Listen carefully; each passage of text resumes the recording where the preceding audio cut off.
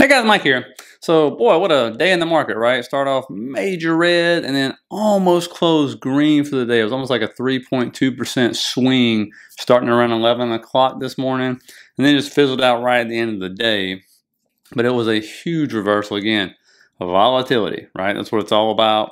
And, we're going to go over a bunch of stuff today about, one, this narrative that's being painted into the market or being talked about in the market, which is exactly what happened in June when it started to rally about how the Fed's going to pivot. Oh my God, here it is.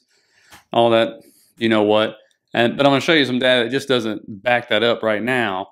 And some very important data came out today to show why the Fed should not stop what they're doing, because what they're doing just, I guess in a way, it's somewhat having an effect and somewhat not really. But I was going to tell you a couple things that we got for you're in a bear market rally, which is nothing but a short covering rally. Is one, obviously the move, right? If it's just a massive move, especially 2 days in a row like it is, and you're seeing stuff like, oh, we ain't had moves like that for 2 years or 4 years or 6 years, and they're like historical moves, then that's a good sign. But the other is looking at the sectors, right? If all the sectors are green on no news, then you know what you're in for. Okay, that don't mean some news can't come out to start propel the rally even harder. But you can see today, I mean, finally, after 2 days, we had some sectors that were actually red. Most sectors were actually red. How about that? Looking at the charts, not really much to talk about. I mean, it didn't even make it up to that trend line to actually break off of it. I thought it was going to fill the gap when it gapped down this morning, and it started to try to fill that massive gap that it left from October 3rd to October 4th, I believe. But it just didn't. But if you look at the swing down, right, look how far we went down and then the swing up, right? When really, I couldn't find any news that would make sense, because we're going to go over some news you would think they'll push the market down that used to push it down, but we're in that bad news is good news type of stuff. And so, I guess when you look at it that way, I guess maybe the bad news that came out is what propelled the market higher, I guess. That seems to be what the case is. Because when you look, yields went up overnight, yields were going up, and then of course, as the market did go up, yields started to sell off. That could be one thing that maybe propelled it. The dollar did the same thing. It was gaining. Both of them were up on the day. And then they turned around 10:30 and started to sell back off. But they were both green for today. And please hit that like, subscribe button and share the video if you get a chance. I certainly appreciate it. And that is normally a negative for the market, right? When the dollar and the yields are going up, you normally see the market selling off. It'll happen overnight, and all of a sudden they turn for whatever reason, and the market recovered. Maybe that's what it was. But then you would think, what was the narrative for pretty much all of 2022 this year? Man, rising oil prices suck for the economy, right? And then you look at this. OPEC comes out this morning, the cartel it is, and they're going to cut production by 2 million barrels per day. That is massive, guys. 2 million a day. And I mean, if that don't tell you what they're basically trying to accomplish there, I don't think I need to spell it out for you. And you can see at first oil was down when this came out this morning, but then obviously it recovered and they started going back up. So to me, I've actually seen where people said this is bearish for oil, and look, I'm not an oil expert, so maybe it is bearish. I would think taking 2 million barrels a day off the market from the biggest oil producers out there will be, a catalyst for the prices to go up. I would think it would be very bearish for us. I could be wrong. Let me know in the comments what I'm missing on that, because I can definitely see oil stocks going up. If there's less supply on there, supply and demand, then, I mean, that was the whole thing before, right? When it was going up to 120, whatever, it's supposed to go to $200 a barrel. We just don't have the infrastructure. We don't have enough output. We don't have enough production, right, to meet needs or whatever.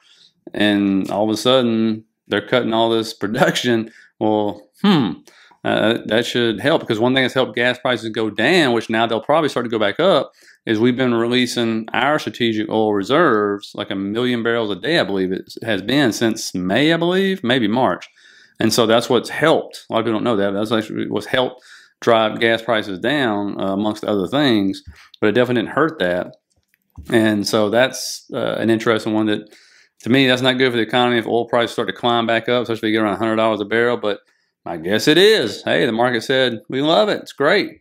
But there, this narrative is being painted now, just like it was painted in the last bear market rally, which is, oh, you know what, the Fed's they're not going to raise rates as high again, and they're going to stop raising rates earlier than usual, right? And so, the next meeting we'll probably get 50, and the meeting after that 25 or something, which we actually have like 1.25 or 125 basis points left. So I don't know where they get that math from, but all the data I can find, you look right here. I mean, this is the Fed watch tracker, and it's been pretty accurate so far. And you can see the 50 basis points percentage wise is going down, and the 75 is actually going up. And so I don't know where they get that they're not going to do 125 basis points for the rest of the year. And then when we go over to December, you can see the 25 basis points, the odds of that are going down still, right? This tracks, how the progression is going. And then the 50 basis points is still going up. And just to give you an idea of like the percentages and stuff like that, this is the percentages in a different view here.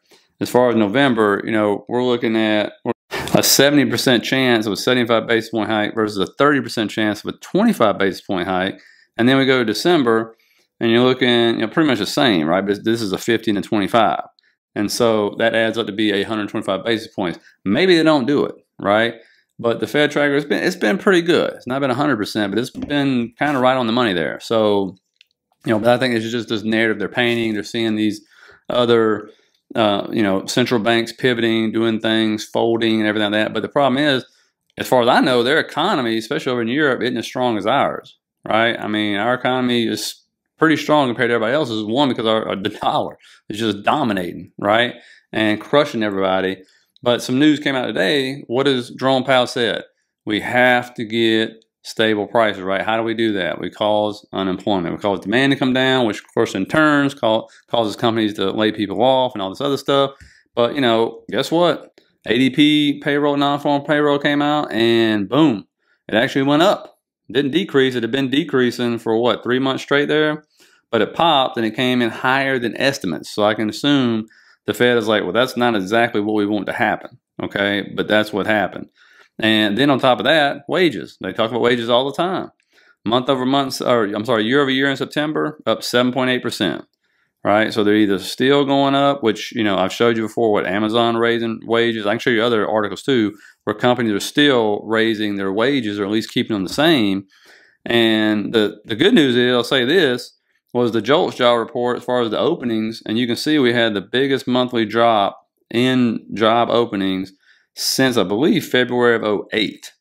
And so obviously the Fed's probably happy about that, I would assume, because that's the first thing that's got to happen, really, is you got to see all these excess jobs go away first before you're going to start seeing massive unemployment or anything like that. And even they said yesterday, one of the Fed presidents said, we're looking at 4.5% unemployment, which is about 0.08% higher than where we're at now. I believe we're at 3.7%. And so that's something you got to look at. But to me, when you start seeing wages still going up and the ADP payrolls are coming in higher than what we're even estimating them to be, we're still creating jobs. That's not what the Fed wants, right? That means demand is still high. We still have a lot of money, so have all the stuff going on, still have a strong economy right now, at least on the face of it, right? All that can turn quickly. We've seen it in the past. If you've been around long enough, it can. But, I think the other thing to think about too is, remember, China's economy sucks. So what are they doing? Stimulus. If you see any country doing stimulus in the way, in the face of what we're facing here, your economy's in rough shape, all right? And so they're trying to do stimulus. And somebody did remind me when I was talking about the dollar and all that stuff. I did remember reading this last week. I don't have the details on it, but somebody in the comments, thank you for this. So, China had ordered their banks to start dumping the dollar. And because they're trying to prop up their currency too. And so I said, okay, well, that would make a lot more sense because I'm sure they own a whole bunch of it. And they're huge manipulators and stuff like that. As you can see with these Chinese IPOs that have been coming out, going up 3,000%. I have no doubt they're behind that as well. But when, and thank God, I think it was the Bank of England, or no, maybe the Prime Minister over in England said we're not going to do the tax cuts, I believe, is what I read today as well. And so I think they came to their senses on that one, because that was just gasoline on fire. That's what that was, right? And so good to see that. But, right now, as far as this rally is concerned, I was waiting to come back test, these support levels or the resistance levels actually broke to make them into support. We really didn't even, we've moved up so fast, we really didn't get a chance to even do that. The IWM did gap down today and bounce back off of this trend line right here, which had been rejected off of and broke once, but it's rejected off of it multiple times. But it did come through and bounce back off of it around 11 o'clock this morning when the market bounced. You can see still hadn't filled this gap either, which is, and that's what we got to look at too, is these gaps, right? Because I mean, most gaps are going to fill within, I think it's the first 30 to 60 days or whatever it is. And so we got to see on that, because you remember last time we gapped up. I mean, I think the S&P had so many gaps on it, we were laughing about it, and it pretty much filled them all, right, eventually. But you know, that first, again, 30 to 90 days, whatever it is what we got to look for on that.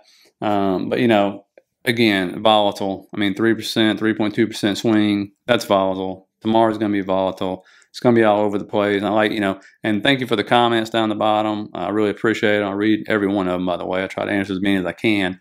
But, you know, like a lot of people point out, we should be range bound at least. If we're not going to drop, we should be like range bound. There is a whole ton of resistance above where we are at now, okay, which was support, now it's resistance.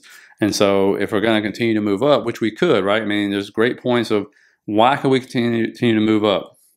We kind of had the same thing when we talked about this in June, where you got this gap in Fed meetings, right? It's not a meeting this month. It's not until November. I think it's November 2nd. I could be wrong on that date, so correct me if I am. You got that going on. So that's usually a big overhang for everything, right? You got CPI on the 13th, I believe it is. And so that should be next week. If that comes up anywhere near where it's supposed to be, right? And especially if it comes in under, what do you think is going to happen? Right? I mean, there's just no doubt. We know what's going to happen. It's going to keep going, right? We got a lot of job data coming out Friday, but after looking at what came out today and seeing how the markets reacted, it's like bad news is good news, I guess, when you're in something like this, right? And so, but I don't think at this point in time, there's so many shorts that have covered. I think that like rocket ship move we did in those 2 days, we've done a big reversal today, but as far as like continue just to rock it up, unless some people are being stubborn out there and just saying, I'm not going to cover my shorts yet, they'll get caught and they'll have to cover. But, you know, we could see an orderly march up. It could happen just because of what you got going on in the market.